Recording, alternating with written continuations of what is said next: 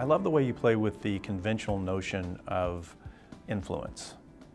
Because I think for most of us, when we hear that word, we think the conventional way to think about it is to be influential, that we want to influence others. But you're really playing with this idea of how do we be available to being influenced.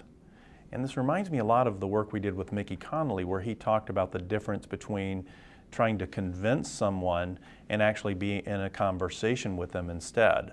Could you talk a little bit more about these differences? Well, I agree with Connolly completely that there is a major difference between the convince mode, which you could think of as advocacy.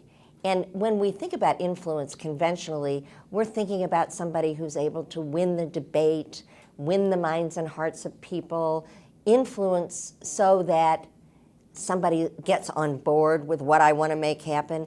Of course, influencing and convincing and being an advocate is a skill set that we all need. Here's the real truth, however.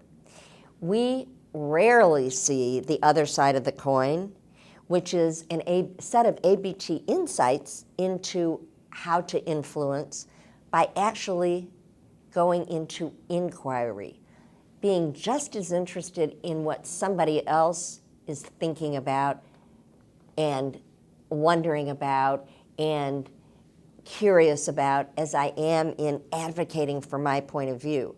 So there is a reciprocity, the notion that Connolly talks about conversation. There's a weighting that is almost equal. My opinion, what I'm advocating for, and your opinion and what you're advocating for.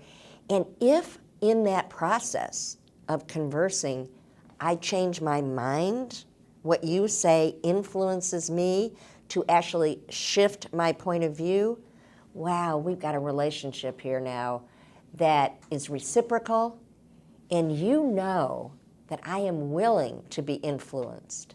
That establishes a level of trust and a level of that actually increases my ability to influence you. It's counterintuitive, but it's true.